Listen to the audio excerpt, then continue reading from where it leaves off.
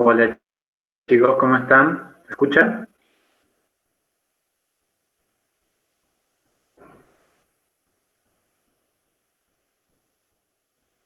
Sí, sí se escucha. Sí, profe, se escucha. Perfecto. Bueno, vamos a seguir con el práctico de hormigón 2. Sé que ya se han comunicado con el profesor Béssega. Él les va a empezar a dar la teoría de pretensado, que comienza mañana en la tarde con ustedes y nosotros vamos a seguir el miércoles. De ahora en más, las prácticas de hormigón van a ser lunes y miércoles y pretensado va a ir las martes. ¿Sí? Este miércoles va a ser particular la clase, ya se los voy a explicar después, pero va a ser sobre todo con modelación. Cada uno va a modelar en su casa. Yo les voy a preparar un video y se los voy a subir para que ustedes el miércoles se tomen el tiempo de clase para ir modelando el pórtico que vamos a calcular. Bien, vamos a empezar con un breve repaso de lo que hemos visto en la clase pasada. Bien, habíamos hablado un poco de las consideraciones que uno tiene que tener cuando empieza a hacer un cálculo estructural, un diseño estructural, ¿verdad? Hemos dicho que no era lo mismo que solo ponerle armadura a las secciones, sino que había que pensar de antemano y saber y prever cómo mi estructura va a funcionar y cuál es la mejor manera de que mi estructura puede trabajar. Porque recordemos que yo utilicé elementos estructurales que hemos usado, que hemos visto, pero bueno, no cualquier elemento se puede usar en cualquier planteo arquitectónico. Hay que saber cuál es conveniente en cada situación. ¿Sí? Dijimos que íbamos a calcular un edificio, un sector de un edificio en realidad, que es en altura, que tiene 7 niveles de departamento y una planta baja con locales comerciales, ¿verdad? En realidad el edificio también cuenta con un subsuelo, pero bueno, eso lo vamos a dejar de lado, vamos a hacer de cuenta que no existe el subsuelo, porque el subsuelo sobre todo tiene acá la función de estacionamiento y ayuda a estabilizar lo que habíamos hablado en su momento, los tabiques de hormigón armado. Bueno, ya todos conocemos el edificio, el Mendoza 5, ubicado en la Mendoza entre Libertador y La Prida. Ahí vemos un resumen más o menos de lo que son las plantas. Tenemos la planta baja que está modificada, en realidad está simplificada ahí. Y tenemos la arquitectura tal cual como está hoy en día. Solamente que acá, como veíamos al inicio, no están los elementos estructurales que a mí me ayudan a resistir. ¿Sí? Bueno, habíamos hablado un poco de los distintos elementos que ustedes ya están en condiciones de calcular y que vamos a usar para este cálculo. ¿Quedó alguna duda de la clase pasada, de los sistemas aporticados, de los sistemas con tabiques en voladizo que hemos visto, tabiques acoplados?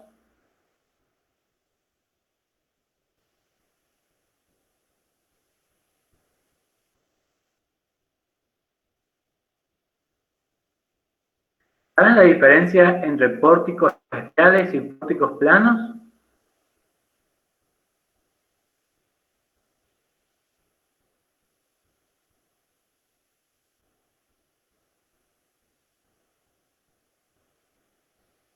¿Alguien? Sí, profe. ¿Cuál sería?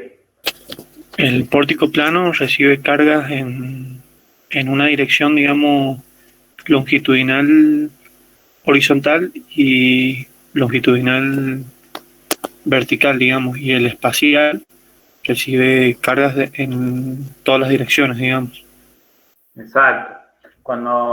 Muy bien, cuando yo tengo, ¿sí?, un pórtico plano, ¿sí?, generalmente solo trabajo en una dirección. En la otra dirección tengo otro sistema estructural, que por ejemplo en una casa o en un departamento de 1 o 2 niveles pueden ser mampostería. O sea que yo puedo tener mampostería en una dirección y puedo tener pórticos planos en la otra. ¿Sí? ¿Se entiende?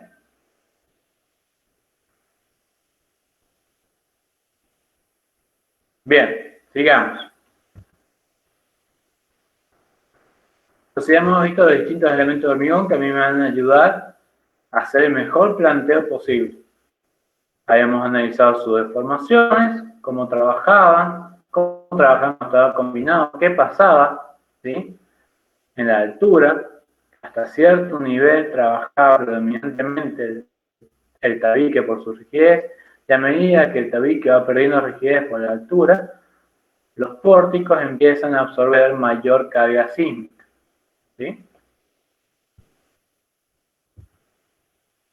Bien, ya hemos llegado a esto, a nuestro planteo estructural. En la dirección X tenemos 6 líneas de pórticos, ¿se ve? Y en la dirección Y tenemos 4 tabiques aislados más los tabiques de la caja de escalera, que me rigidizan esta parte que tiene un entrante, ¿sí? Este edificio tiene una gran ventaja que, si bien el sector de atrás no tiene las mismas dimensiones que el sector del frente, pero se puede decir que es bastante simétrico, lo cual a mí me da una distribución de cargas bastante sencilla de obtener y de estimar aún mejor, ¿sí? Bien, acá tenemos un poquito el tema de los planteos. Obviamente, además está decir que cuando tenemos un edificio en altura, las losas son de hormigón armado, ¿sí? Y siempre recuerden algo, las losas de hormigón trabajan por forma. Si yo tengo una losa que es demasiado alargada, ¿sí? 2 veces mayor en una longitud que otra, trabaja simplemente apoyada. Si no supera una longitud, una dimensión el doble de la otra, trabaja en 2 direcciones. Siempre que tenga un elemento de hormigón, ya sea una viga, o una viga de carga, o una viga de encadenado proveniente de un muro de mampostería, ¿sí? Esta losa también apoya ahí. O sea que si en el caso de que yo tuviera en este sector, yo no puedo decir en este sector, ¿sí?, que mi losa trabaja en todo este cuadrado, entre las vigas principales. ¿Por qué? Porque acá tengo muros, ¿sí?, y tengo vigas. Entonces, en estas vigas, mis losas también van a apoyar. Entonces, si yo planteara mi losa como toda esta superficie, no sería correcto.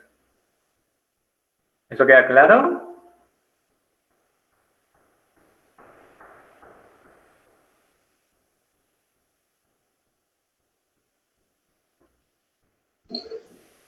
¿Puedes repetir eso último, profe? Sí. La losa trabaja por forma. Ustedes ya saben de hormigón 1, ¿sí?, que una losa de hormigón armado puede trabajar en 2 direcciones de apoyo o puede trabajar simplemente apoyada, ¿sí? Simplemente apoyada va a trabajar cuando la longitud, una de las longitudes sea como mínimo el doble que la otra, ¿sí? 2 veces más grande. O sea, por ejemplo, una losa de 2 metros por 6 metros trabaja en la dirección de 2 metros, ¿verdad? En cambio, una losa de 3 metros por 2 metros o de 4 por 5, que es más o menos lo que tenemos en el edificio, eso trabajan cruzadas en las 2 direcciones. Pero ¿qué pasa? Cualquier elemento rígido que atraviese la losa, ¿sí?, genera un apoyo también en mi losa. Entonces yo no podría decir y simplificar el sector diciendo que todo este sector que estoy tratando de marcar, espero que se vea, es una losa única, porque no se va a deformar de esa forma, porque acá tengo vigas, ¿sí?, de carga provenientes de los muros que yo tengo en estos sectores. Entonces, esta losa grande que yo pensaba en un principio hacer como la que tengo acá, la losa número 2, no la puedo hacer, sino que la tengo que ir en cada elemento rígido y pensar bien dónde va a apoyar verdaderamente la losa. Generalmente tengan en cuenta que siempre se exige que cualquier muro de 15 centímetros o de 20 centímetros de espesor de mampostería apoye en una viga de carga. Entonces, si acá yo tengo un muro de mampostería, debajo de ese muro irá una viga de carga. ¿Sí? Igual pasa acá, igual pasa acá. ¿Se ve? Sí, ahí se entendió. Gracias. Perfecto. Sigamos. Habíamos visto un poquito lo que eran los mecanismos de colapso y dijimos que esto es a definir. ¿Por qué? ¿Por qué a definir? Porque nosotros podemos desear este mecanismo, ¿verdad? Que es el mejor. Viga débil, columna fuerte, ¿sí? Pero ¿qué pasa? Esto es lo deseable, no siempre es lo realizable, ¿sí? Depende mucho del diseño arquitectónico, como ya hemos hablado. Entonces, una vez que nosotros hagamos nuestra primer modelación y analicemos los diagramas de momentos de los estados combinados, vamos a poder definir nuestro mecanismo de colapso. Siempre tratando de ir hacia el desierto, pero aunque sea quedándonos con un aceptable. ¿Sí? Bien. A ver, había un problemita. Espérame un segundo.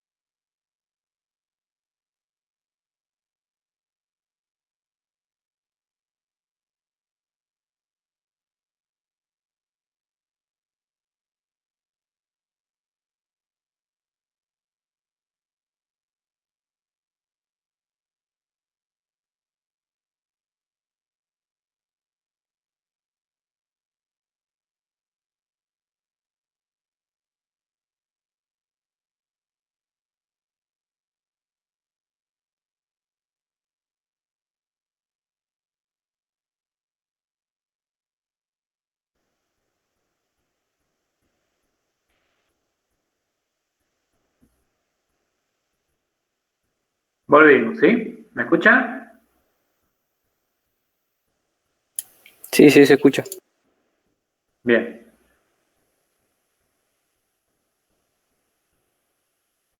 Estamos diciendo, habíamos empezado a hablar ahora de los materiales. ¿Sí? Nosotros utilizamos en San Juan, ¿sí? Obviamente en casi todas partes del mundo, el acero ADN 420 y que tiene un modo de elasticidad aproximadamente de 210 megapascales y una tensión límite de 420 megapascales. Y los hormigones que se utilizan acá en San Juan, tenemos desde un H20 hasta un H30. ¿Cuál piensan que deberíamos utilizar nosotros?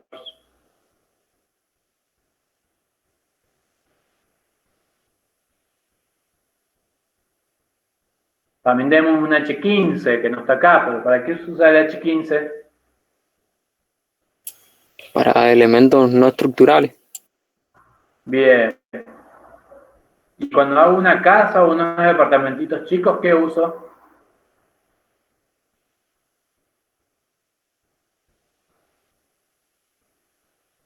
H20. Perfecto. Entonces podríamos usar H20 en este caso, ¿verdad? No, porque es un edificio. H25 Bien. o H30. Bien, nos quedamos con el H25 que es más fácil también de conseguir. ¿Sí? Entonces vamos a utilizar el H25. ¿Qué pasa? No solo cambian las resistencias, sino que cambia algo muy importante, que es el modo de elasticidad. ¿Sí?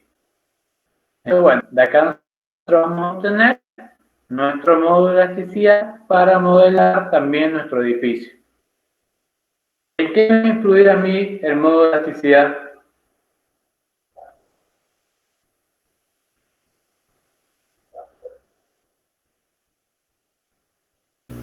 En la rigidez. Perfecto, en la rigidez. Entonces, si yo tengo un modo de elasticidad mayor, ¿se va a deformar más o menos el edificio? Menos. Perfecto, muy bien. Sigamos. Entonces ya quedó claro que el hormigón que usamos es H25. Bien, yo ya tengo las plantas arquitectónicas definidas en mi edificio y entonces tengo que empezar a calcular. ¿Qué es lo primero que voy a calcular? El peso sísmico. ¿Sí? Esto ustedes ya lo deben haber hecho, lo han hecho en estabilidad 3, lo deben haber hecho seguramente en mampostería, ¿verdad? En el cual se tienen a calcular el peso de cada losa, de la totalidad de vigas que hay, de columnas, de los tabiques, ya sean estructurales o no, y de los elementos no estructurales. Todos estos elementos conforman el peso sísmico del edificio, ¿verdad? ¿Y cómo se va obteniendo? ¿Cómo lo contabilizo? ¿Un peso total? ¿Un peso por piso? ¿De qué forma? Por planta, por piso. Bien, ¿por piso completo? O sea, un peso para el primer piso, un peso para el segundo piso. En el primer piso no se cuenta la mitad del... O sea, en planta baja no se cuenta la mitad para abajo y se cuenta la mitad para arriba. Bien. ¿Y en el último piso? Solamente desde el techo, la mitad para abajo y bueno, y depende de si es que tiene alguna estructura emergente arriba, depende del porcentaje de peso, si se incluye o no en ese piso. Perfecto, Mauricio. Bien. Fíjense una cosa que es muy importante. Se toma entonces de semipiso a semipiso el peso sísmico. ¿Por qué? Porque ¿dónde está la mayor masa acumulada? En la losa. En la luz. Entonces, yo considero que el centro de masa de ese semipiso está ahí. Por eso es que tomo de la mitad de un piso hasta la mitad del otro. Y como dijo Mauricio, en el último nivel, tengo que tener en cuenta las estructuras emergentes y si supero un cierto porcentaje de peso, se toma como un piso más. ¿Sí? Generalmente, ¿qué tenemos en los últimos niveles? Las torres de tanque, la sala de máquinas del ascensor, que tiene una losa especial, ¿sí? Porque esa losa tiene que soportar la carga del ascensor. Generalmente tiene una sobrecarga muy elevada. Estamos hablando algo de 2 toneladas, algo de 20 kilonewton de sobrecarga. Es bastante elevado. ¿Sí? Entonces, bueno, todos estos pesos los tenemos que tener en cuenta en el último nivel. A no ser que, como a veces pasa en algunos edificios, en el último nivel tengamos la casa del casero, del que vive en el edificio, tengamos algún Zoom. Bueno, ya todos estos pesos incrementan de una forma que se puede llegar a tomar como un piso más. ¿Sí? Entonces, bueno, eso hay que tener muy en cuenta. También les va a pasar muchas veces que capaz que están calculando un edificio de 3 niveles o de 4 niveles y el último nivel tiene techo liviano. ¿A qué me refiero? No tiene diafragma rígido. O sea, un techo de chapa con correas metálicas o caño, un techo de machimbre con tirantes de madera, con caño o con perfiles C. ¿Qué hago con todo el peso de ese último nivel que tiene una cubierta liviana? ¿A dónde lo considero? Si yo tuviera un edificio de 4 pisos.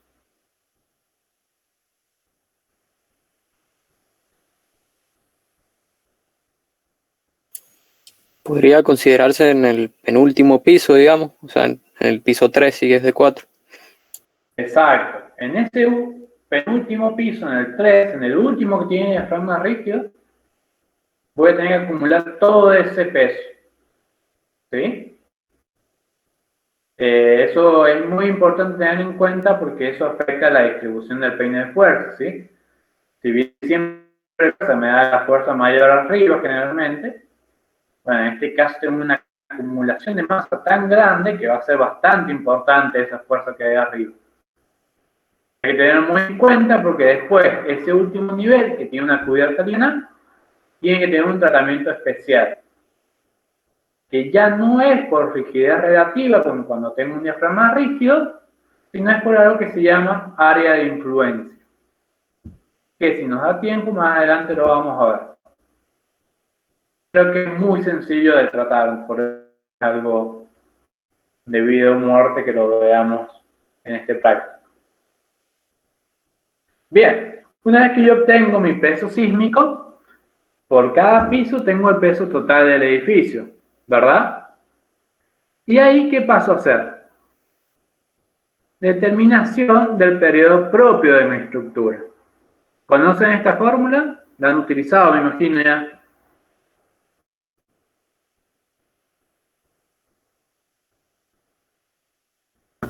Sí. Bien, esta fórmula es el nuevo reglamento. ¿Y qué tenemos? Tenemos dos coeficientes que dependen de la estructura que yo tengo, ya sea si está porticada, si son pórticos de hormigón, si son pórticos de acero, si están restringidos o no, ¿sí? Y el único valor que cambia, del cual depende el periodo en esta fórmula, para una misma tipología, ¿verdad? Supongamos que tengo dos construcciones de hormigón, van a tener el mismo CR y el mismo X, el mismo exponente. Lo que va a variar es la altura de mi edificio. En este caso tenemos más de 24 metros y tenemos un periodo propio de 0,81,8 segundos. Perdón, 0,818 segundos. ¿Se ve? No se hagan problema, toda esta presentación yo hoy se las voy a subir al Classroom para que ustedes la tengan, así van teniendo todos estos datos y estos valores.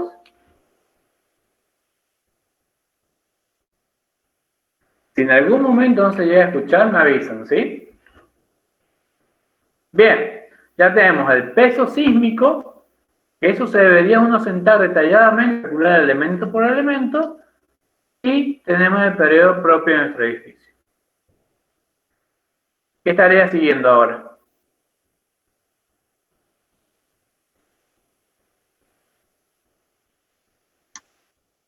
La pseudoaceleración. Bien, tenemos que calcular el coeficiente sísmico y para eso necesitamos distintos elementos. ¿Sí? Necesitamos mi pseudoaceleración, mi gamma de destino y mi coeficiente de reducción. ¿Verdad? Para eso, tenemos una tablita que nos da el reglamento para sacar los distintos valores. Y vamos a darle un sitio de ubicación SB al edificio.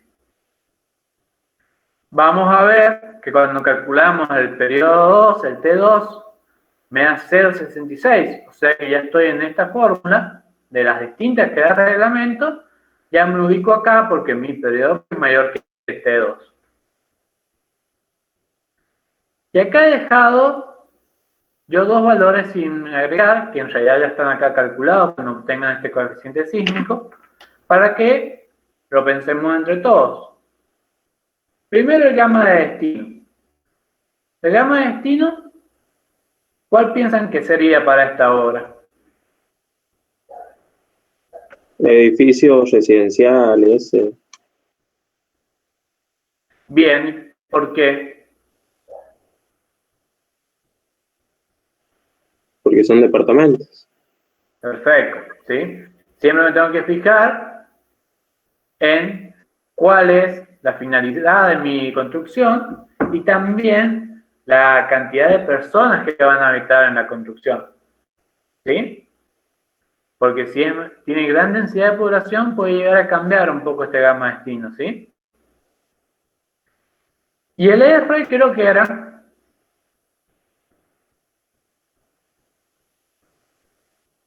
es un coeficiente de reducción. ¿Qué me reduce?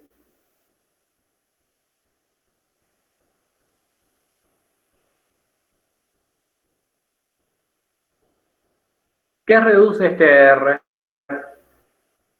Fíjense. El coeficiente de sísmico. Bien. ¿Y por qué lo reduce? Porque creo que tenía en cuenta la calidad de la construcción, digamos. Sí, también. ¿Y qué más? Algo que es muy importante, que me va a cambiar. Viene La batería. La ductilidad. Perfecto. ¿Y qué me dice a mí que tenga mayor o menor ductilidad?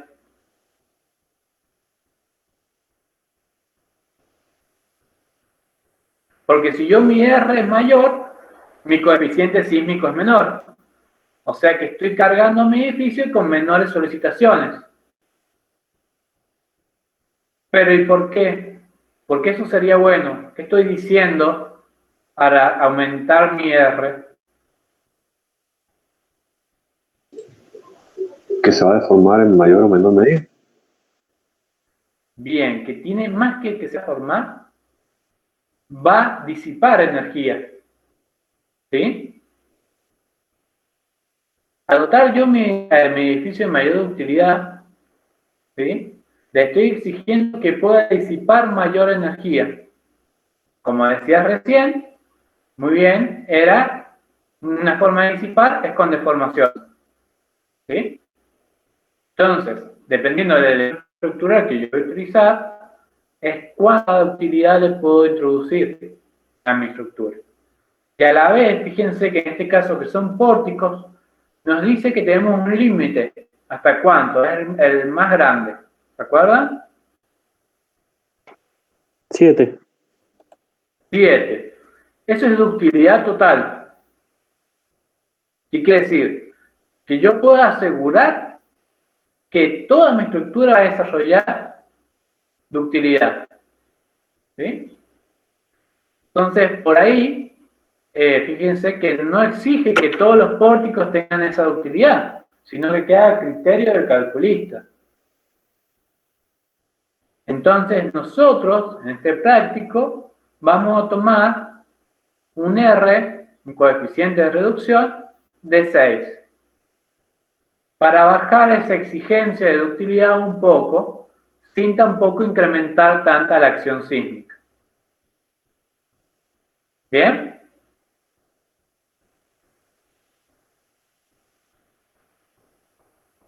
¿Hay alguna duda sobre cómo obtenemos entonces el coeficiente sísmico?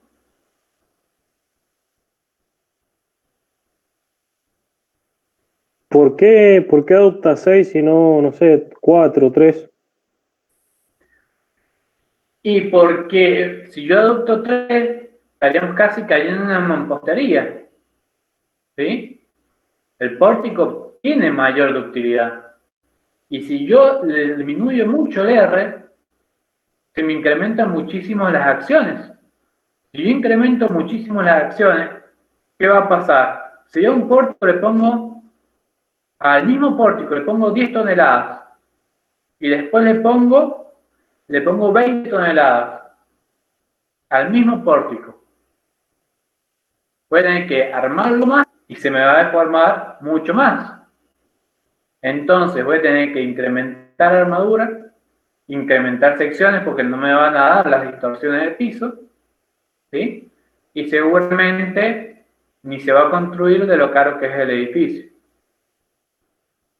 Por eso, cada elemento estructural tiene como un tope de ductilidad, o de coeficiente de reducción en este caso. Puedo jugar con reducirlo un poco para estar del lado de la seguridad, o para, si no estoy muy seguro de que mi estructura sea tan sencilla, puedo resguardarme disminuyendo ese R, pero nunca tanto, porque si no es demasiado costosa la obra.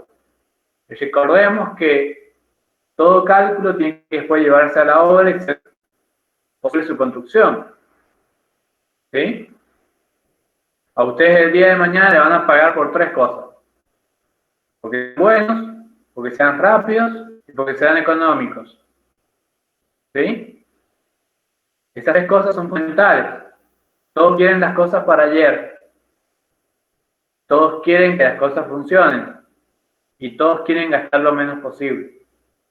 Entonces, un poco respondiendo a esa pregunta, el pórtico es un elemento que tiene gran capacidad para desarrollar utilidad. Si yo se lo doy, como han hablado con Daniel, mediante un buen estribado, ¿sí? Mediante un buen análisis de capacidad y mediante un buen elección de secciones y de mecanismo de colapso. Entonces, si yo reúno todos esos elementos, puedo tratar de usar el coeficiente de reducción lo más elevado posible.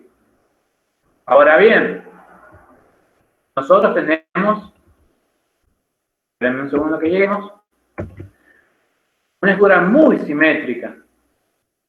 Es el caso ideal. Entonces, en esto yo puedo tener un coeficiente de reducción elevado, porque es muy posible que pase lo que yo prevé que va a pasar. En cambio, hay distintos edificios que si ustedes van por San Juan van a ver grandes cosas que a los ojos se ven como un poco riesgosas. Van a darse cuenta y van a decir, yo aquí no usaría 7. Con un 5 y digamos que es suficiente. ¿Sí? ¿Por qué? Porque para yo poder ciertamente decir que mi mecanismo de colapso va a ser el que yo calculé, debería salir del análisis que vamos a hacer en esta materia y pasar a un análisis entrando en el rango elástico y saliendo del rango elástico y hacer lo que se llama el pushover que ustedes han hecho en esta día 3, pero para todo el edificio, con todo el edificio calculado con cada barra de acero, cada elemento. Eso es un procedimiento muy laborioso que en la práctica no se hace en el cálculo, sino se lleva más a la investigación.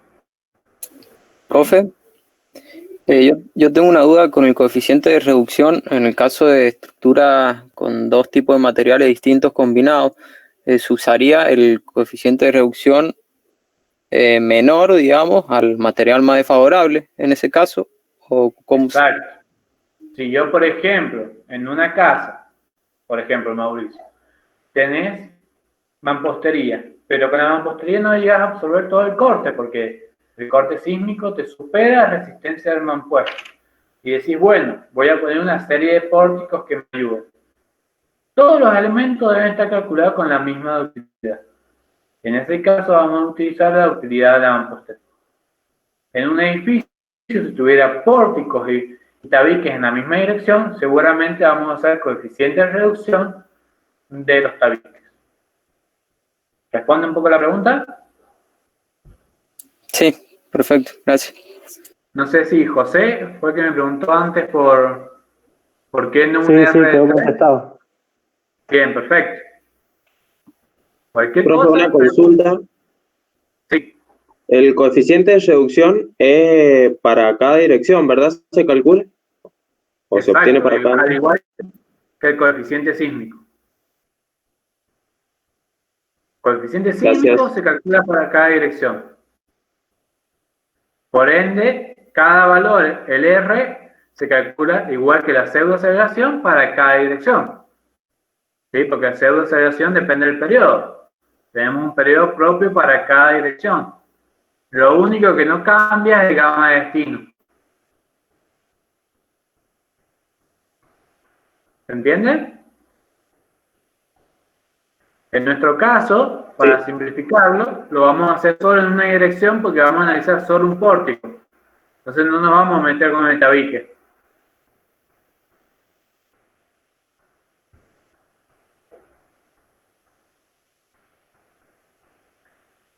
Bien. Acá tenemos lo que se llama determinación del corte basal.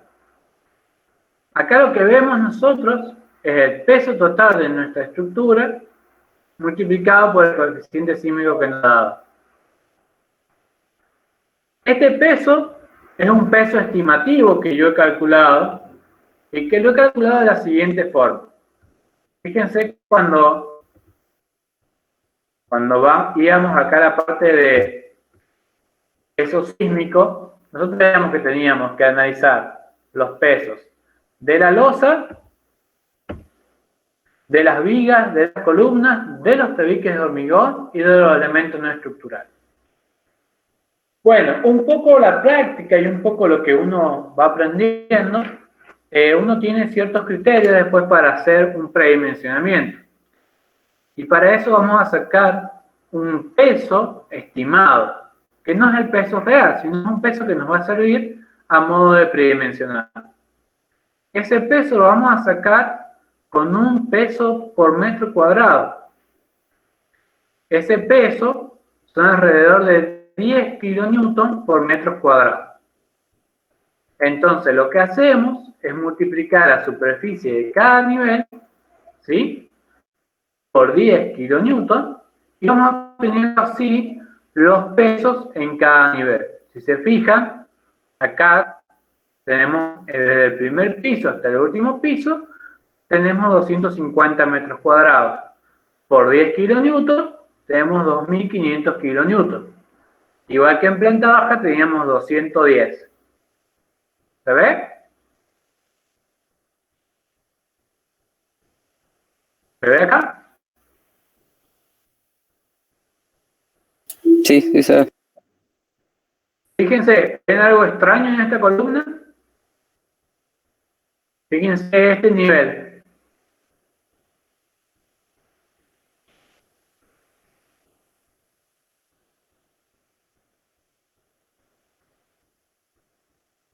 Ese nivel tiene menor peso que los demás. ¿Por qué? Porque era el último piso. Y ya hablamos que pasaba en ese piso, que solo se tomaba el semipiso superior. ¿Sí? Más lo que son los equipos de tanque, la estructura del tanque y la sala de máquinas. Por eso es que es menor a los demás. Acá a estimación sería algo de 8 kilonewton por metros cuadrados. ¿Sí?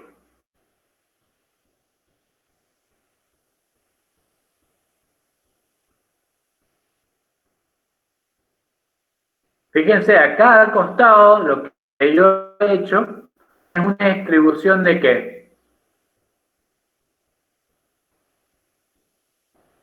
Acá lo que yo he distribuido es mi corte sísmico en los distintos niveles. Ven, acá pasa lo que les comenté, que generalmente si bien el último piso debería ser el más grande, pero por un tema que no tiene el mismo peso que los demás, generalmente es menor, también la fuerza del peine de fuerza es menor. Pero fíjense cómo va disminuyendo el peine de fuerza a medida que voy llegando a la cota cero. Y esto responde a ese triángulo invertido del que hablamos en la clase anterior.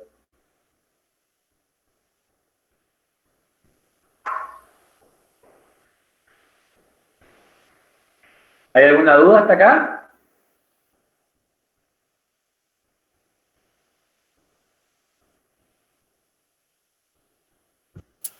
No, por mi lado no. Bien.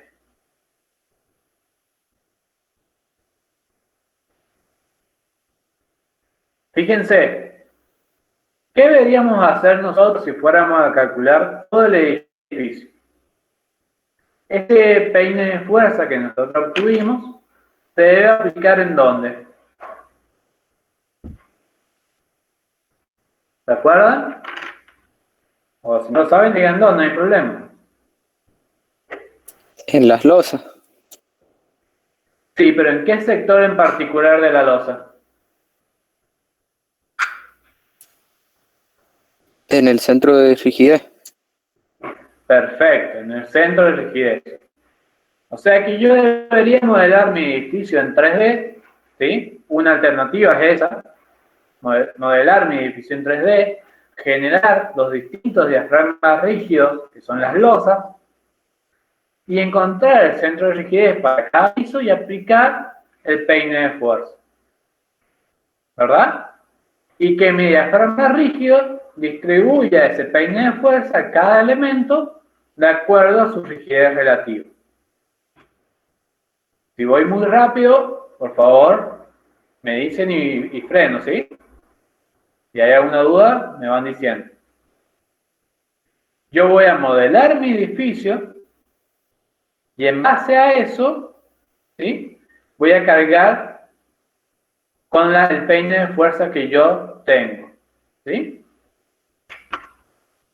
Fíjense que hay algo que es muy importante, ¿sí? Que es que cuando yo modele, tengo que poder también tener algunos elementos de control, porque si no, me puede estar dando cualquier elemento, cualquier valor, y yo no saber si lo que estoy haciendo está bien o no. Cuando nosotros modelemos, uno de nuestros elementos de control son nuestros pesos del edificio. Nosotros tenemos que tener una estimación de los pesos, que lo tenemos. Tenemos que ver que los pesos que nosotros hayamos encontrado en el modelo sean prácticamente iguales a los que hemos calculado. Otro elemento de control es el periodo propio. Cuando yo modele mi edificio, tengo que poder decir que el periodo que encontré es similar al periodo que calculé. Siempre va a pasar lo siguiente. Siempre va a pasar que mi periodo del modelo va a ser mayor. Generalmente pasa eso. ¿Por qué? Porque la fórmula primero que es estimada, con la que lo hemos calculado, y segundo, generalmente son menos rígidos, son más flexibles los modelos que lo que son la realidad, porque hay un montón de elementos no estructurales que no se tienen en cuenta. ¿Sí? Fíjense una cosa, ahí les voy a mostrar, a ver si podemos verlo. Denme un segundo.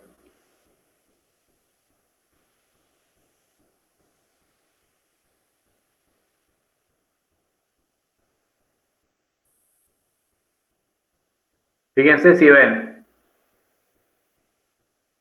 ¿Ven el video? No, yo no veo nada. No, no sé. ¿Se alcanza a ver?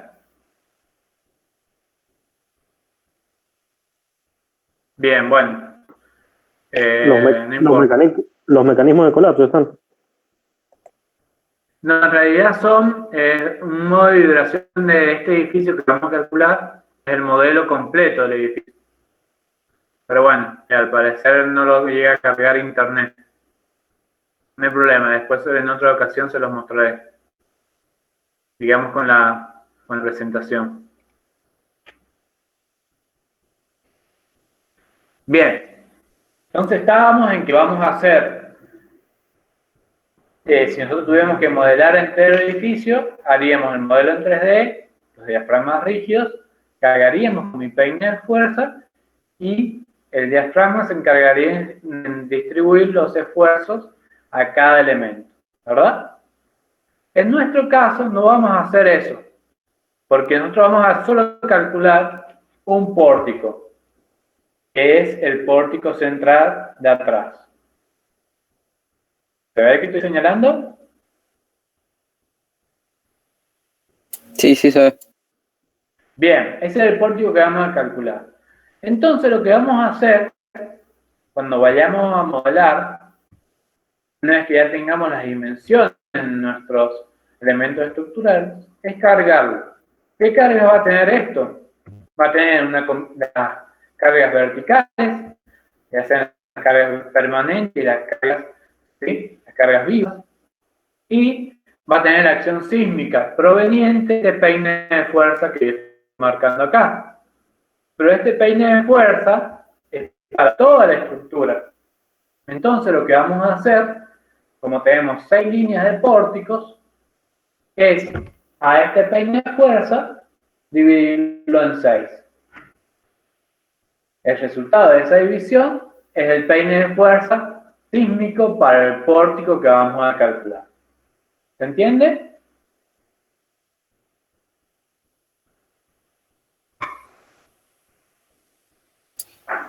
Bien, eso pasaría solo si todos los pórticos son exactamente igual. O sea, si... Exacto, que va a ser nuestro caso. Los pórticos van a ser iguales. Bien.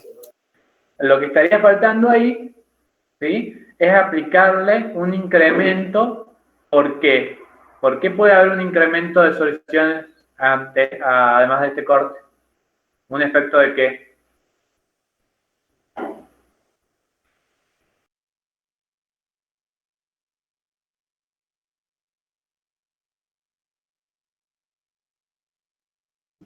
¿Puedes repetir la pregunta? Sí. ¿Por qué podrían incrementarse las acciones sísmicas aunque los pórticos fueran iguales? Según dónde estén ubicados, ¿puede ser? ¿Y por qué? Y por la rotación, digamos, porque los que están más en el lado extremo rotarían, o sea, absorberían más corte, digamos. O sería Claro, por está eso. más lejos del centro de rigidez.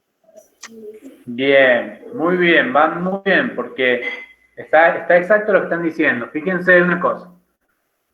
Los que están más en los extremos van a tener una acción más grande de que van a absorber más corte. El corte traslacional se distribuye por rigidez relativa. O sea que si todas las columnas son iguales, a todas las columnas les va a tocar el mismo corte. Pero hay un corte además del traslacional, que es el rotacional, ¿sí? Y que sí, los elementos extremos son los elementos que más se afectan. Así que están muy bien, están bastante bien encaminados, ¿sí? Fíjense, generalmente esto que estamos haciendo de obtener un peso estimado por un coeficiente que yo les he dado, un corte estimado, porque este peso no es real, sino es un peso estimado. Entonces el peine de fuerza es estimado. Sirve para hacer el predimensionamiento y verificar que mis secciones que predimensioné verifiquen las deformaciones. Se supone que una vez que yo haya verificado que las secciones van a andar y van a funcionar, debería hacer rápidamente mi determinación de peso sísmico con mis verdaderas secciones, ¿sí? Y en base a eso, obtener rápidamente nuevamente mi peine de fuerza y cargarlo al modelo. Que una vez que ya tengamos hechas las planillas y una vez que hemos hecho el modelo, es muy sencillo de modificar, ¿sí? Porque uno podría decir, bueno, pero una columna de 40 que pesa 50 no modifica mucho. Y no, pero un tabique de 7 metros que pase de 20 centímetros a 30 centímetros, sí modifica, ¿sí? Entonces, bueno, esto que estamos haciendo es para tener una idea de si las secciones que vamos a predimensionar van a funcionar. Eso se debería hacer en la realidad. Entonces, una vez que yo predimensioné y ese pórtico plano que modelé anduvo bien en tema de deformaciones, ya puedo armar el modelo en 3D de todo mi edificio. Imagínense a hacer todo el modelo y darse cuenta que no verifica deformaciones. Es volver a empezar el modelo, ¿sí? Porque a veces hay ciertos elementos como los tabiques que pueden llegar a ser complicados de acuerdo a cómo uno los modele, modificarlos. Entonces, por eso es tan importante hacer unos números primero. En nuestro caso, nos vamos a quedar directamente ya con el modelo que hagamos. Y ese va a ser calcular este pórtico que se obtuvo con coeficientes y un poco simplificado, pero lo que ustedes necesitan en esta etapa de la materia es el armado y el diseño del hormigón. Se supone que ustedes en estabilidad 1 ya han aprendido a sacar pesos sísmicos, ya han aprendido a hacer torsión, peine de fuerza. Entonces, todo eso yo supongo que como que ya lo tienen. Si bien sé que han tenido un complicado el semestre, Pero bueno, tenemos que avanzar un poco más porque eso es sencillo de aprender. Lo que es más complicado de hacer solo es cómo armar un pórtico con capacidad.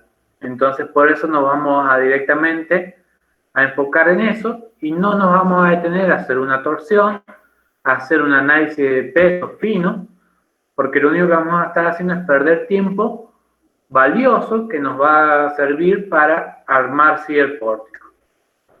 ¿Está claro?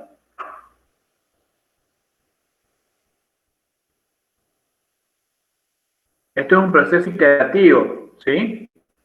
Cuando tienen experiencia, en la primera iteración seguramente lo tienen. Si no, en la segunda ya están ahí cerca.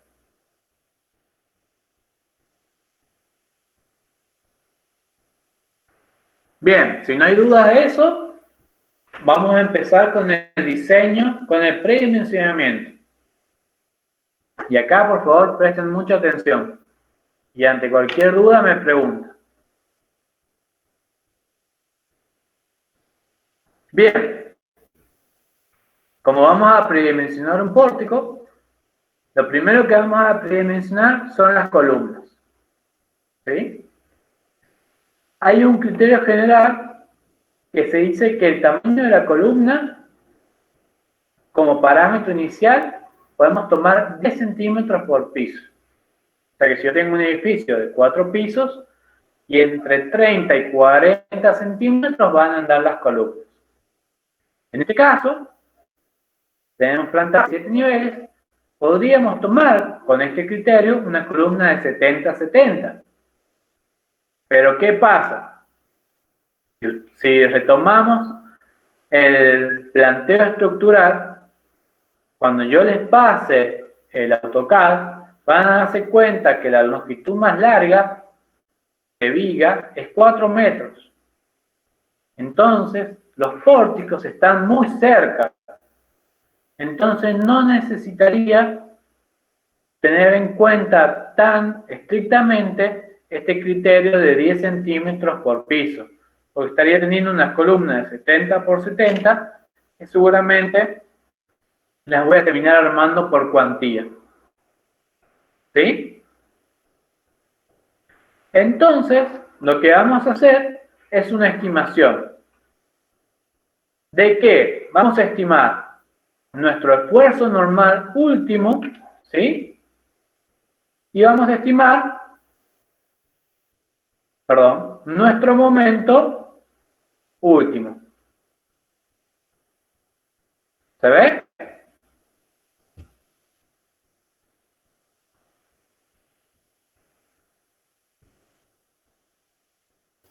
Sí, sí, sí. Bien. Fíjense cómo vamos a hacer esto. Nuestro esfuerzo normal lo vamos a estimar de la siguiente forma. El esfuerzo normal último va a ser un peso aproximado, ¿sí?, por metro cuadrado, multiplicado por el área de influencia que tiene esa columna, multiplicado por el número de pisos que tiene esa columna y multiplicado por un factor 0,7. Este factor 0,7 tiene en cuenta el efecto de combinaciones de carga. Ven, acá está aclarado en rojo para no olvidarse. No se preocupen porque, como les decía, esto se los voy a pasar, así que todo esto lo van a tener con las anotaciones para que a ustedes les quede. ¿A qué me refiero con área de influencia? Esto ya lo sabemos, el peso aproximado ya lo tenemos, ¿sí? Decíamos que era aproximadamente 10 kN por metro cuadrado. El área de influencia, vamos a volver de nuevo a nuestro planteo estructural y para nuestro pórtico en cuestión, ¿sí?, el área de influencia depende del área que llega a la columna.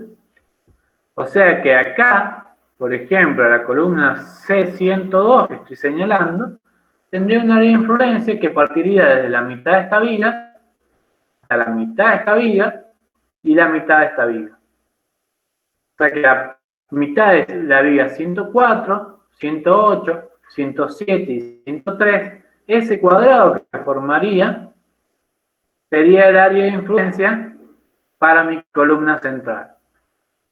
¿Sí? Para mi columna del costado sería la mitad de, en este caso, el tabique, hasta la mitad de la 103, y este sería mi rectángulo. ¿Se va entendiendo?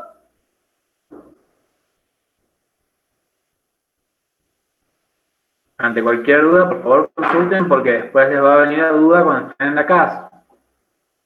Bueno, están en la casa, pero cuando estén trabajando, digamos. Entonces el área de influencia sería la mitad de la viga para cada lado, digamos. Exacto. Pero es como el cuadro, ¿sí? Que suscribe. ¿Se ve?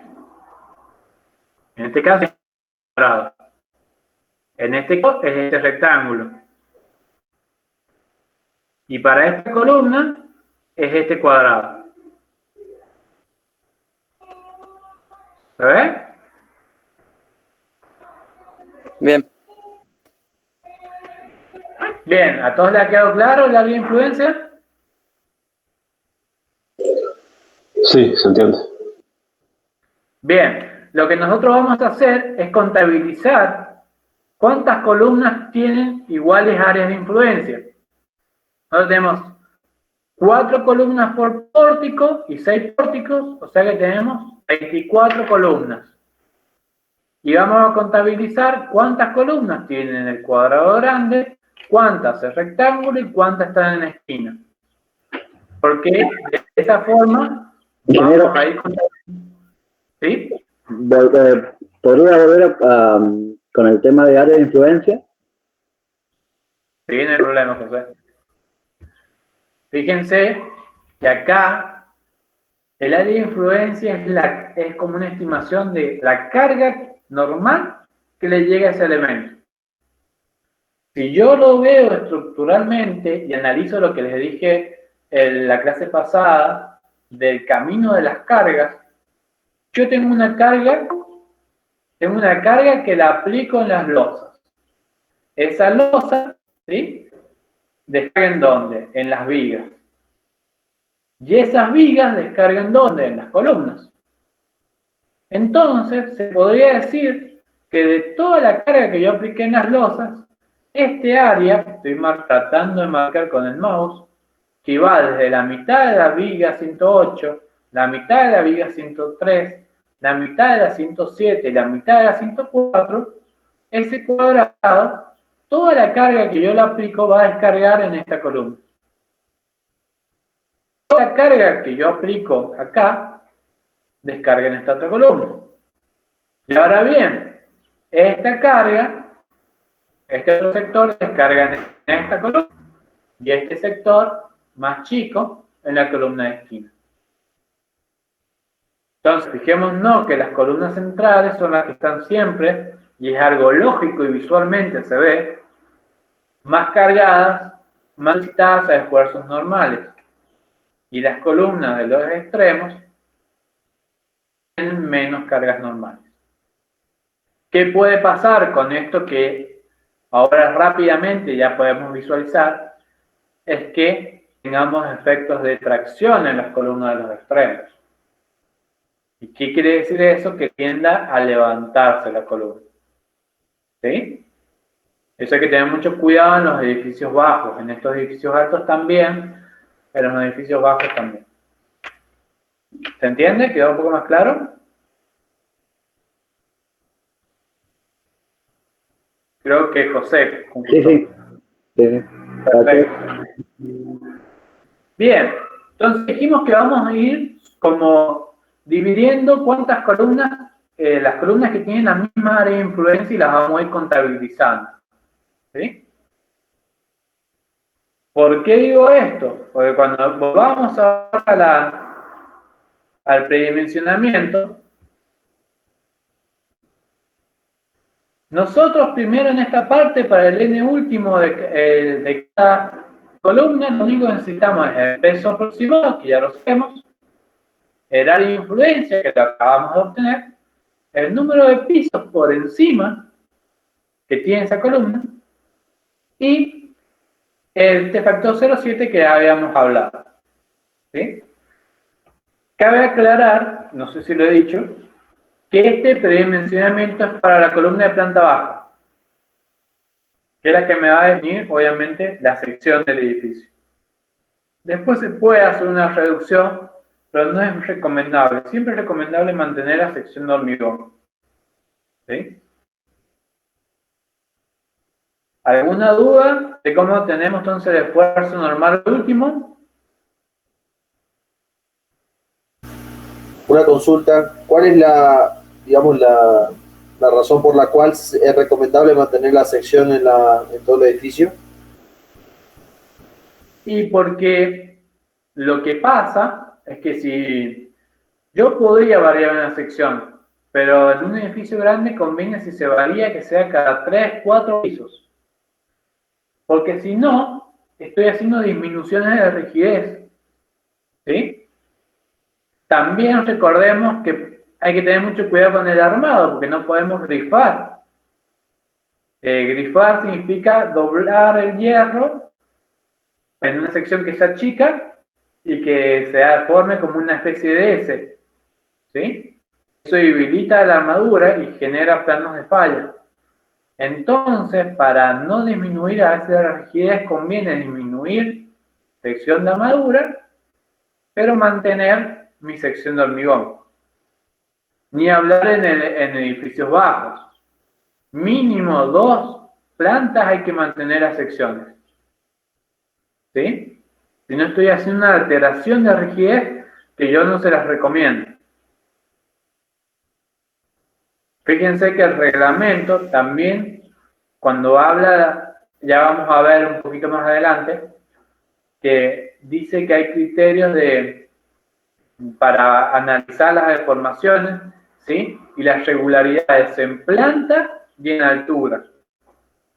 Entonces, que en altura tampoco puede haber una gran variación de rigidez, porque si no también podría generar un piso flexible o un plano de falla.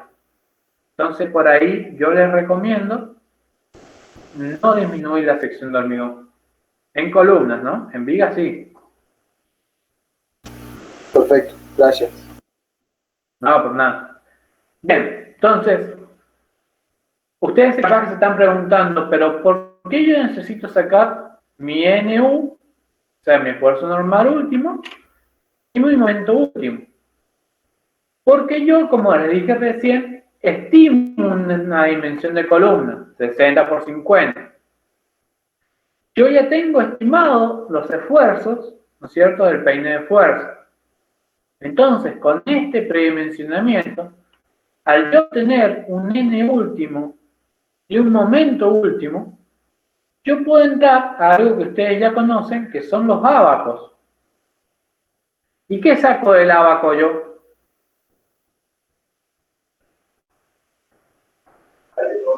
La cuantía.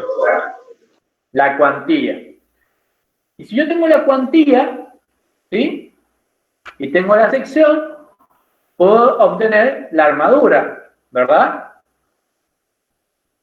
Entonces, una vez que yo tengo mi armadura estimada, todo esto es estimado en este predimensionamiento, una vez que yo obtuve esa armadura, ¿sí? Puedo volver a calcular la cuantía real, porque esta es una cuantía teórica. La cuantía real va a ser la cuantía con la armadura que yo armé esta sección. Una vez que yo obtengo, ¿sí?, esta cuantía con la armadura que yo le puse, puedo ver si estoy dentro de los límites de cuantía mínimo y máximo. Y si yo superé el máximo, ¿qué quiere decir?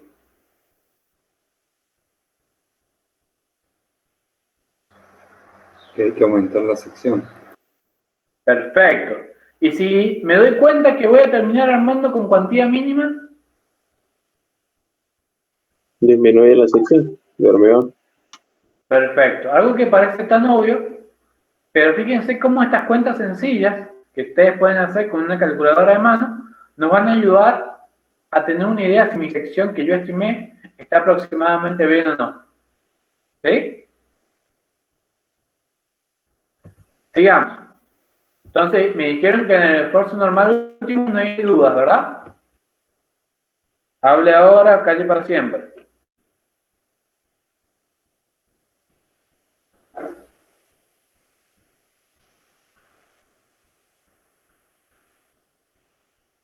Bien, seguimos entonces. Ahora vamos a encontrar nuestro momento último. Fíjense, para encontrar este momento último, como digo, de predimensionamiento, ¿sí? Vamos a encontrar el momento solo sísmico de la columna. Vamos a encontrar nuestro phi-b, ¿sí? Que es el factor de sobreresistencia de las vigas, y el W. En realidad no es un W, sino es como un omega, que ustedes ya saben que es dependiendo, tiene en cuenta los factores dinámicos de la estructura. Entonces, vamos a obtener primero nuestro momento solo sísmico de la columna. Para eso, ¿qué vamos a hacer? Vamos a tener el corte total, el corte basal, que es el que hemos calculado, multiplicando el coeficiente sísmico por el peso del edificio. Vamos a tener una rigidez relativa, ¿sí? Esta rigidez relativa se saca en base a las distintas secciones que vamos a tener, ¿sí? Si las columnas son todas iguales, todas van a tener la misma rigidez relativa, pero a veces pasa que cambian las secciones del medio con las de los extremos. Entonces la rigidez varía. Entonces yo voy a obtener mi rigidez relativa. Tengo un coeficiente 0,6, fíjense que acá abajo está la aclaración, que tiene en cuenta el punto de inflexión del diagrama de momento que se desplaza, ¿sí? Y la altura del piso. Esto no es otra cosa que sacar prácticamente el momento de empotramiento perfecto, si ustedes se fijan. Porque ¿cómo sacaban el momento de empotramiento perfecto en una columna? ¿Se acuerdan? Estabilidad 2.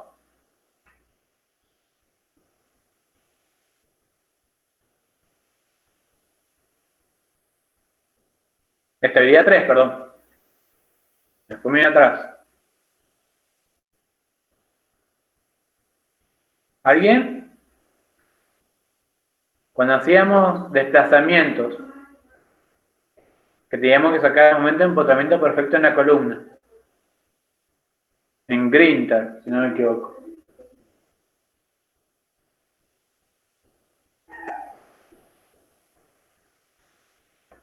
Bueno, no hay ningún problema si no se acuerdan. Lo que hacíamos era fuerza por altura sobre 2. No sé si se acuerdan con eso. ¿Sí? Fuerza por altura sobre 2. Fíjense lo que es esto. El corte total o la rigidez relativa, ¿qué me está dando? La fuerza para esa columna. Por la altura, por 0,6, que prácticamente un medio, casi, 0,5 sería. ¿Sí? Entonces lo que estoy teniendo es fuerza por la altura sobre 2. ¿Se ve? Ingeniero, una consulta. Sí. Ese B0 asterisco que aparece ahí sería el corte de piso dividido en 6 por la cantidad de pórticos que dijo recién. No, no, no. Este es el corte total. Es el corte total. Al yo tener la rigidez relativa, porque recuerden que ustedes van a sacar, como yo les decía, una sumatoria de todas las columnas que hay y van a ir juntando. Por ejemplo, tengo 8 columnas centrales que tienen un área de influencia tanto, tengo 4 columnas de esquina, tengo... Entonces ustedes van a tener las 24 columnas. ¿Sí? Y entonces ese corte prácticamente se va a estar dividiendo en la rigidez relativa de cada columna, que va a ser igual, porque van a ser todas las columnas iguales. O sea que este corte es como si se estuviera dividiendo en 24. ¿Se ve?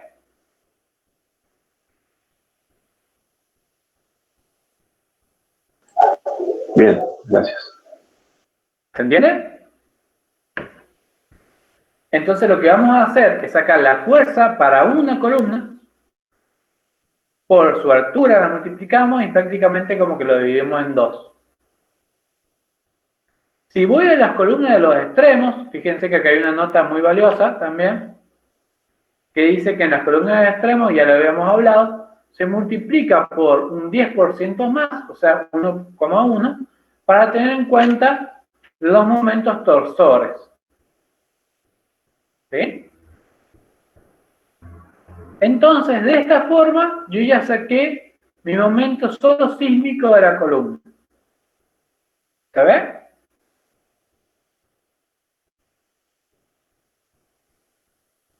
¿Se entendió?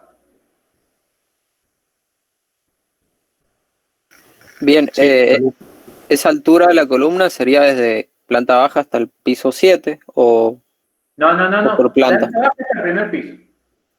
Bien. O sea, el planta baja nomás, la altura de planta baja. Bien. Porque recuerden que estamos calculando como si fuera la columna de abajo nada más, porque es la que me va a dar la dimensión, porque es donde se van acumulando el peine de fuerza y llego a tener el corte basal. Por eso es que uso el corte basal. ¿Sí? Porque las fuerzas de mi peine se van acumulando. ¿Sí? Se van acumulando piso a piso. Llegando al último piso, como si yo le estuviera introduciendo el corte basal al piso. Por eso es que yo en planta baja, para hacer esta estimación, uso el corte basal. Una pregunta. Bien, sigamos. Sí. Una consulta. Digamos, cuando estamos haciendo esto de la estimación del peso de la estructura, solamente lo que acabas de decir es el momento solo sísmico, ¿no es cierto? O sea, en ese caso. Sí. ¿Y podrías explicar caso, sí. por qué en el extremo se hace el tema del 1,1? O sea, en las columnas de los Por extremos. efectos proporcionales. Bien. Porque recuerda, mira Facundo, recordá que cuando vos tenés una acción sísmica, tu edificio se va a trasladar. Pero si tu centro de rigidez no coincide con tu centro de masa, se genera una excentricidad. Esa excentricidad genera un momento torsor, que genera un corte torsor.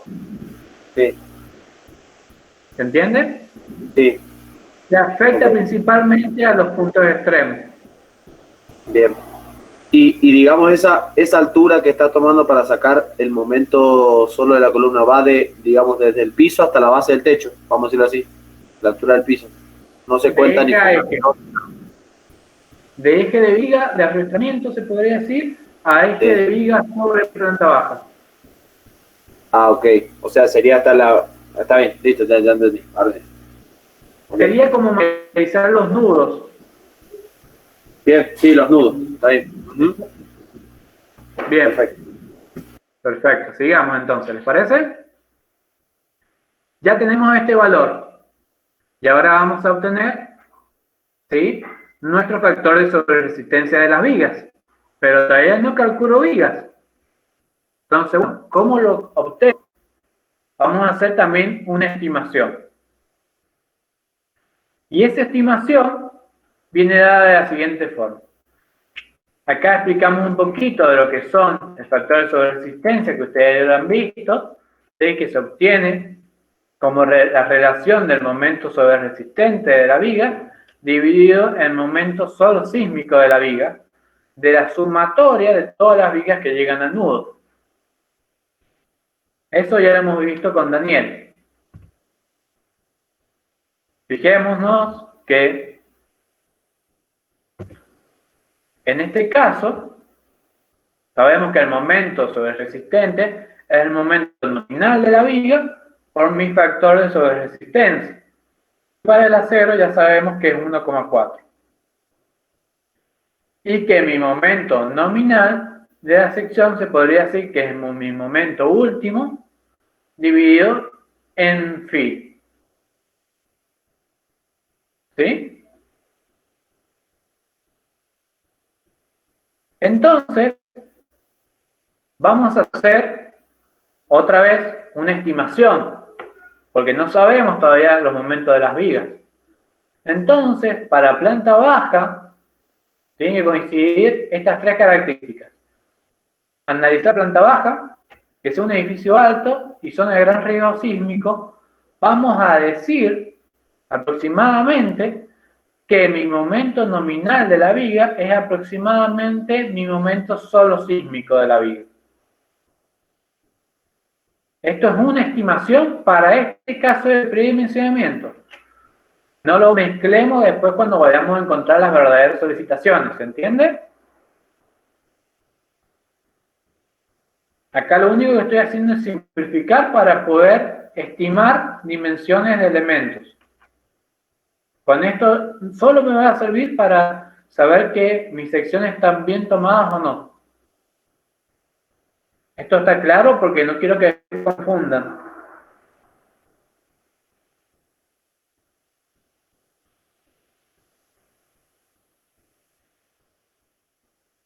Bueno, si no hay dudas, seguimos. A mí no me quedó claro. Lo que estamos haciendo ahora, para lo único que sirve es para que la estimación de mis secciones, tanto de vigas como columnas, encontrar que más o menos esté dentro de los valores de cuantía. Pero todas estas simplificaciones que estamos haciendo, tanto en columna, ¿sí? Acá, de acá, solamente sirve para el predimensionamiento. Después vamos a trabajar como han trabajado con Daniel, sacando las solicitaciones de las vigas, sacando momento nominal, momento sobre resistente, sacando el corte de las vigas y después calculando la columna. ¿Sí? Esto solamente que estoy dando ahora sirve para predimensionar. Con esto no tengo estimación de armadura, solamente una estimación de sección. ¿Sí? Bien. Entonces, sigamos. En este caso decíamos que tenemos el momento sobre resistente de la viga es mi factor de sobre resistencia por mi momento nominal. Y el momento nominal, si bien sale de la armadura real que tiene la viga, pero podríamos decir que es mi momento último dividido en mi factor de reducción de resistencia. En este caso particular de predimensionamiento, yo puedo asumir para predimensionar nada más que para eso, que mi momento nominal de la viga va a ser igual a mi momento solo sísmico de la viga. ¿Sí? Solamente a los efectos de predimensionar, nada más. Entonces me encuentro con que la fórmula que tenía en la diapositiva anterior, de que acá teníamos la sumatoria de los momentos sobre resistentes de la viga, dividida en la sumatoria de los momentos solo sísmicos de la viga, y si la reemplazamos, ¿qué estaríamos teniendo? Mi factor sobre resistencia, mi momento solo sísmico de la viga, mi factor de reducción, y todo esto multiplicado por el número de vigas que concurren. Y debajo, ¿qué tendría? Mi número de columnas y mi momento solo sísmico de las vigas. ¿Sí? Para el caso de los nudos, vamos a suponer que llegan 2 columnas y 2 vigas. Entonces, esto se me simplifica. Los momentos solo sísmicos se me simplifican. Y obtenemos el FIDE sobre resistencia, ¿sí? Como mi factor sobre resistencia dividido en mi factor de reducción, que es 1,56. Este es el valor mínimo que podría yo tener, ¿sí? Cuando estoy calculando mi factor de sobre resistencia. ¿Se entiende?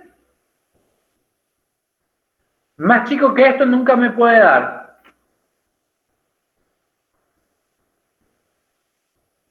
¿Se ve? Entonces, de esta forma, esto es un desarrollo solamente de matemático con alguna estimación, ¿sí? Pero el valor importante es este, el 1,56. Entonces, yo ya tengo, para mi momento último, ya tengo mi momento solo sísmico, mis factores sobre resistencia, y lo único que estoy necesitando, ¿sí?, es analizar en mi factor de amplificación dinámica si la estructura trabaja con pórtico y tabique o solo con pórticos espaciales. En este caso tenemos la primera opción, por lo tanto, nuestro factor de amplificación va a ser 1,3.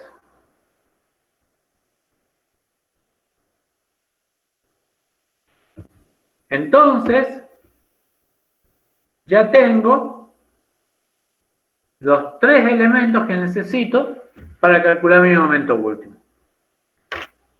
Ahora les pido, ¿sí?, que hagan una pausa de 10 minutos y piensen si les ha quedado alguna duda. Cuando volvemos, retomamos y un poquito más y terminamos. ¿Sí? ¿Les parece?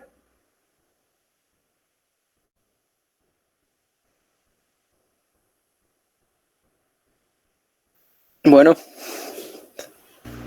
Bueno, Entonces, a las 5 estamos...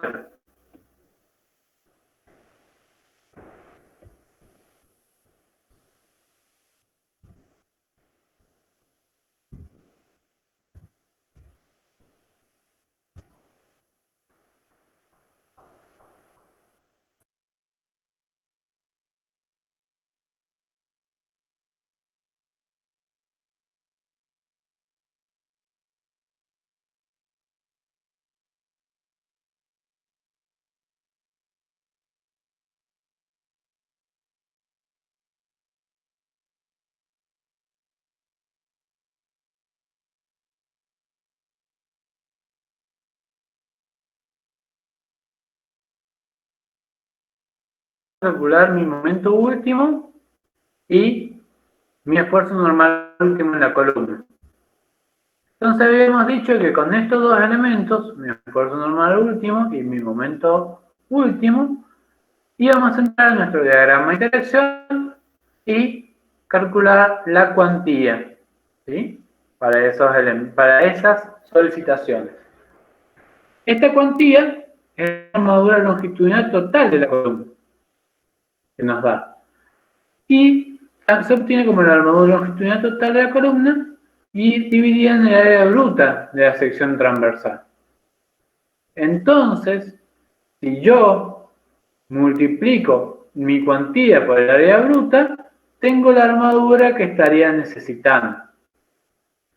Esa armadura que yo necesito, supongamos que fueran 25 centímetros cuadrados, bueno, yo podría decir que si un hierro del 20, ¿no es cierto?, tiene 3,14, yo estaría necesitando 8 barras del 20 para poder cumplir esos 25 centímetros cuadrados.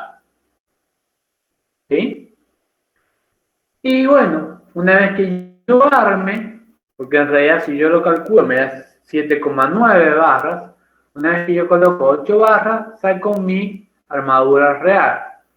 Dividiendo esa armadura real en mi área, en mi sección, encuentro mi cuantía real de predimensionamiento. Siempre recordemos que esto es de predimensionamiento. Con esta cuantía de predimensionamiento real, la comparamos con el mínimo y el máximo, ¿sí? Y nos fijamos que estemos entre un valor intermedio, no muy cerca de las cuantías mínimas. Es verdad que muchas veces nos va a pasar que la sección va a quedar determinada no por el tema de cuantía, sino por un tema de deformación.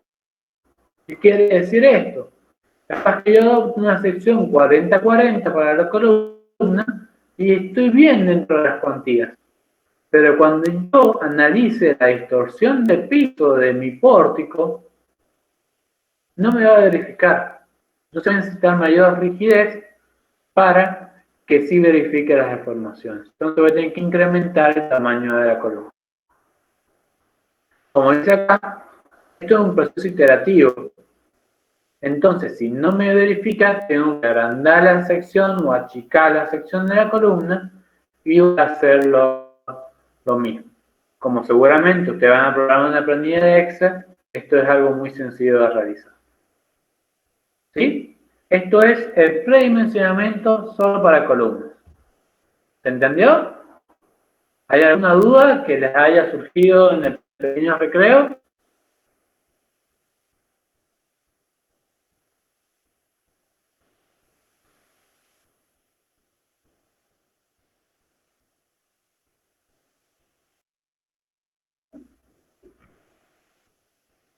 Bueno, continuemos para que no se haga tarde. Diseño de vigas. También, así como les digo la columna, que hay un criterio general de que adoptar 10 centímetros por niveles de piso, hay un criterio de Vertex que nos dice que generalmente la luz sobre 10 para lo que son las vigas de hormigón armado, como un parámetro inicial, y un ancho menor que el de la columna para facilitar el armado. En nuestro caso, que son de 60 por 50, y capaz que con un ancho de 40 centímetros andamos bastante bien, o 45 en los pisos más bajos, por un tema de corte. Como les dije, las columnas están muy cerca en este edificio y no superan los 4 metros y medio. Este criterio me estaría dando secciones de 45 centímetros, que si ustedes se ponen a pensar, se ven un poco chicas para lo que sería un pórtico de un edificio de 7 pisos. Entonces, ese tamaño debemos incrementarlo. Igual si nosotros adoptáramos este L sobre 10, vamos a ver que en nuestro proceso de predimensionamiento seguramente nos va a saltar algún error. En este predimensionamiento de vigas, vamos a partir de la hipótesis de que el momento último de la viga es igual al momento solo sísmico de la viga, ¿sí? Y que ese momento último de la viga se obtiene como el momento solo sísmico de la columna, que lo hemos calculado anteriormente. Esperen que hubo un inconveniente.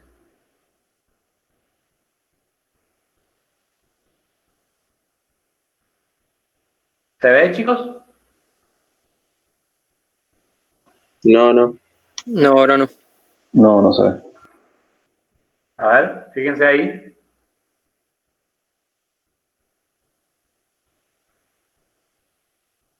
Ahora Sí. sí. Sí, ahora sí. Bien. Fíjense, como les estaba diciendo recién, que cuando llegamos al diseño de vigas, ¿sí? Teníamos la hipótesis que el momento último de la viga es igual al momento solo sísmico. Y que el momento último requerido de la viga, ¿sí?, se iba a calcular como el momento solo sísmico de la columna multiplicado por el número de columnas que concurrían a ese nudo y dividido en el número de vigas. ¿Esto se entiende?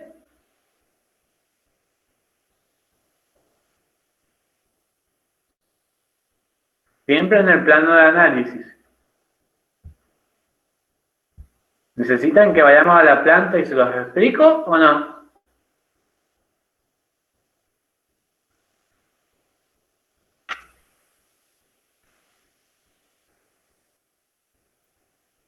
Sí, puede ser.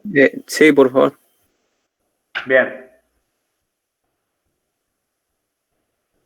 Fíjense, en este caso, en este nudo, ¿qué vamos a tener? ¿Cuántas vigas concurren?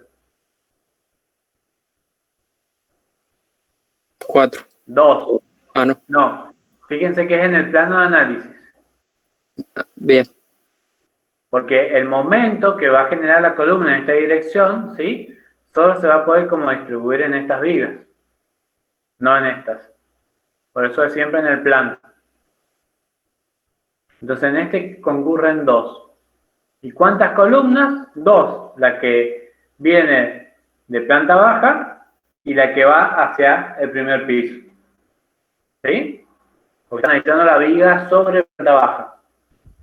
¿Se entiende? Sí. Y en este caso del extremo, ¿cuántas vigas concurren? Una sola. ¿Sí? Y columnas, 2.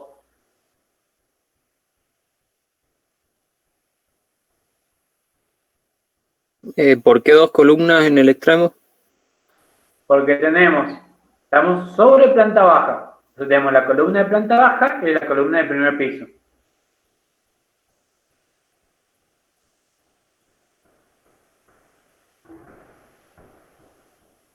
¿Se entiende, Mauricio?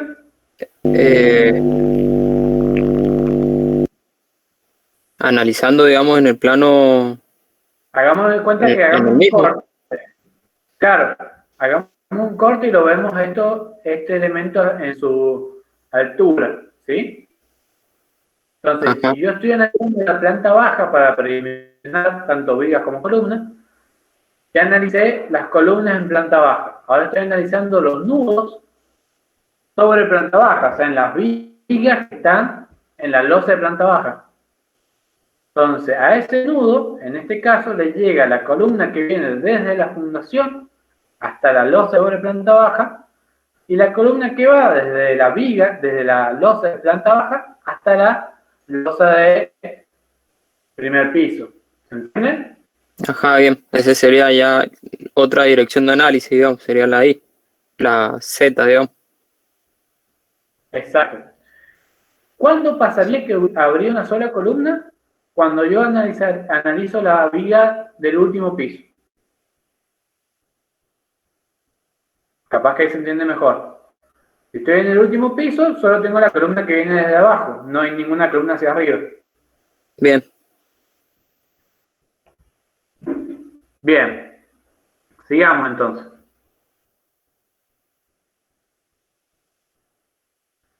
Entonces dijimos que el número de columnas y el número de vigas va a depender del nudo y de la cantidad de columnas y vigas que concurran a dicho nudo, ¿sí? Entonces, fíjense, que el momento vamos a encontrar el momento solo sísmico de la viga, que vamos a decir igual a este momento que hemos calculado. ¿Sí? Entonces ya vamos a encontrar el momento solo sísmico de la viga. Y como hemos hecho en columnas, vamos a hacer un procedimiento iterativo. ¿Qué quiere decir esto? Que vamos a tomar este cálculo que hemos hecho, vamos a adoptar una sección de viga, ¿sí? Y vamos a calcular la armadura que debería tener. Este momento último para viga ya lo tenemos. Todos ya conocen cuánto vale phi. Los recubrimientos los vamos a determinar, ¿sí? Como el 5%. Y la tensión del acero ya la conocen. Entonces, de esta cuenta sencilla, ustedes van a obtener la armadura de su viga. ¿Me siguen? Con esta armadura, dividiéndola en la sección de hormigón, vamos a obtener la cuantía. Y eso vamos a tener que compararlo con mi cuantía mínima y mi cuantía máxima. ¿Sí? Recuerden que usamos un hormigón de 25 megapascales y obviamente el FY de 420 megapascales. Entonces, para este caso, a nosotros nos da estos límites de cuantía. Si estamos dentro y principalmente cerca de los valores medios, tirando superior, ¿sí? Tendrían un buen tamaño de viga. Si no, debemos hacer como en columna y volver a adoptar otra sección de viga, ¿sí? Para encontrar la armadura para esa viga y en base a eso, ¿sí? Encontrar la cuantía nueva. Fíjense, ¿qué longitud deberían ampliar acá? La cuantía, ¿sí? Está en los límites superiores. ¿El ancho o el alto?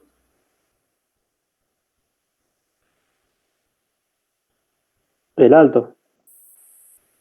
Perfecto, o sea, el alto, ¿sí? Fíjense que en esta fórmula resumida, en la cual tiene en cuenta los brazos de palanca, no tenemos en cuenta el ancho, ¿sí?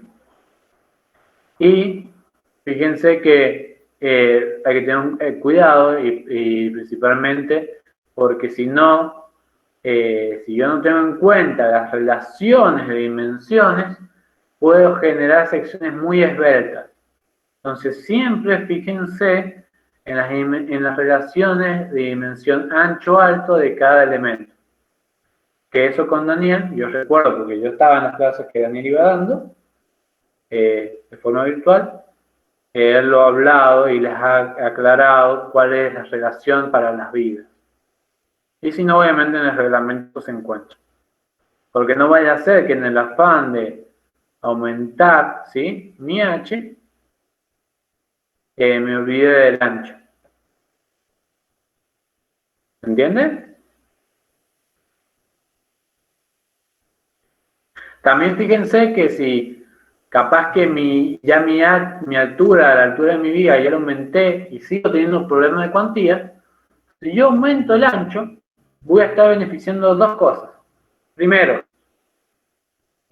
mejoro el trabajo de la viga corte y sobre todo también el armado va a ser más espacioso y voy a aumentar también, voy a disminuir la cuantía.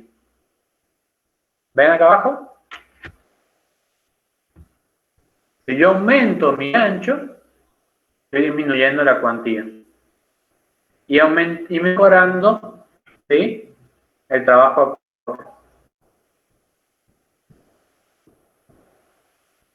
Para que no me quede una sección muy esbelta. ¿Entiendes?